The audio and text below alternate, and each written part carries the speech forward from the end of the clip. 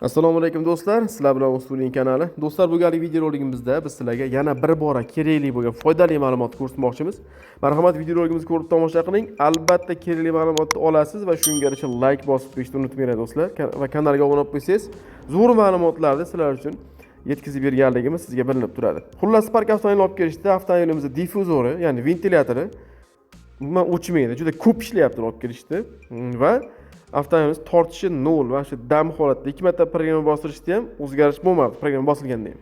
Endi kompyuter yulab diagnoz qilganimizda avtomobilimiz 108 gradusda ventilyatorda birinchi skorost, ya'ni mali past skorost ishlayap turganligi ma'lum bo'ldi, lekin shu holatda ham ventilyatorimiz sovuq havo haydayapti. Bu degani sirkulyatsiya sistemada qanaqadir muammo bo'lgan holatda mana shunaqangi holat bo'ladi. Keyin gradusga e'tibor bersalaring, gradus tushganligi yo'q. Nihoyatda sekin tushyapti gradus. Hozir mana ventilyatorga shabadasiga, ya'ni havosiga qo'limizni qo'yib tekshirganimizda sovuq havo chiqayotgani ma'lum bo'ldi. Avtomobilimizda hozir programmalarni boshqa qo'yamiz. Undan oldin Google operatsiyasini, ya'ni zajigani surib yuruvchi holatini tekshiramiz. Hozir avtomobilimiz yurgizib 3,5 ming oborotga olib chiqamiz. Mana ko'ryapsizlar, 23, 25 даже 30 ga ham chiqmayapti. Zo'rg'a 29 ga chiqdi. Endi 30 ga chiqdi mana. Avtomobil bu holatda Google operatsiyasini yaxshi surmaydi va programma yaxshi ishlamaydi.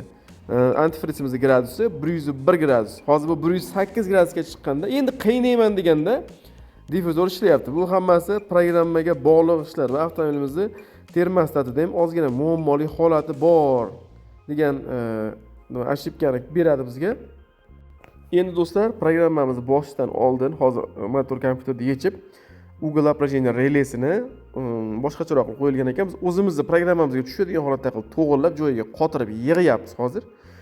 Keyin avtomobilimizni programmasini bosib olamiz. Mana programmani hozir bosish jarayoni. Bunga o'zimizda eng past oktanoviy past bo'lgan benzinni quvsangiz ham chirillamaydigan, metanda ham, propanda ham tortishi, razgomlari zo'r holatda bo'ladigan va suvning gradusi ham 95 gradusda ishlaydigan zo'r programmamiz bor. Ya'ni stage 1 programmamiz bor. Stage 1 albatta stokoviy, ya'ni radnoy motorga bosiladi. Paukka stage 2, pauk turbinaga stage 3 tarabotkani, ya'ni programmasi bosiladi. Hozir bunga biz motor radnoyligi uchun stage 1 programmamizni urib beramiz. Bu juda ham tortishlari zo'r. Xullas qo'yingki, hamma sistemasi full variantda ishlaydigan aqlli programma do'stlar. Endi do'stlar, bu programmamiz hozir yozish jarayoni ketyapti. Buni bosib bo'lganimizdan keyin qiladigan ishimiz termostatni ham to'g'irlab olishligimiz kerak. Pompani tekshirdik, sirkulyatsiyasi joyida, faqat termostat nima desam bo'ladi, har xil vaqtlarda, bitta vaqtda emas, har xil vaqtda gradusni ochmay qolyapti. O'shani hisobiga difuzor nihoyatda ko'p ishlayapti va endi suvning gradusi balandligi bu programmadan. Hozir buni programmada 95 ga tushirib o'ziga keladi. Lekin sovuq havo haydashi, ya'ni difuzorda ishlagan taqdirda ham pastga tushmasligi bu boshqa kasal. Uni ko'rsataman hozir nima qilishligini sizlarga.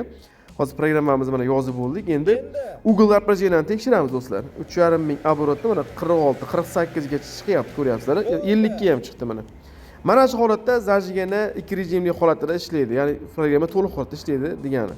Bu qo'limizda narsa termostat bo'ladi. Buni ochib, zazorlarni to'g'irlab, o'zi yoniladigan joylari bor, ularni yog'lab, xullas faqat yog'ni o'zida ish bitmaydi. Bitta joylari bor, shularni metkalarni to'g'irlab oldik. Termosatimiz 100% ishlaydigan holatga keldi. Endi mashinamizni yurgizib qo'yganimizda hozir qizishini kutyapmiz. Qizigandan keyin hozir ko'rsataman rasmni sizlarga. Mana 95 gradusda upravlение relay ventilyator birinchi oborot qo'shdi. 95 gradusda. O'zlarining eski programmalarida 108 gradusda qo'shyap turuvdi. Bu birinchi oborot qo'shish. Hozir ventilyatorimiz ishlab turibdi. Где-то 30-40 sekund ishlagandan keyin уже nima antifriz gradusi pastga qarab tushishni boshlaydi hozir. Hozir parrayda ham ishlab turganini ko'rsataman sizlarga. Birinchi ishlangan holatida gradus baland va sovuq havo haydayap turadi. Mono ishlayap turgan holatida gradus pastroqda qo'shadi, 96-95 da qo'shadi. Parrayda ishlaydigan havosi issiq havo haydaydi. Bu degani sirkulyatsiya yaxshi aylandi, issiq motordagi issiq antifriz radiatorga chiqdi va radiatordan ventilyator so'rib motorga qarab pudadi degani. Bu shunaqa prinsip, zavodga shunaqa ishlaydi va pastga tezroq soviydi. Hozir mana ko'ryapsizlar, 93 ga tushyapti gradus. Bu endi mashinani 95-96 gradusdan tepaga o'tkazdirmaydi. Mana birinchi oborotimiz 95 gradusda o'chib, 91 gradusga olib tushdi. Motorni gradusini 90 gacha olib tushyapti. Endi avtomobilimizni test drive qilib, minib tekshirib ko'ramiz do'stlar.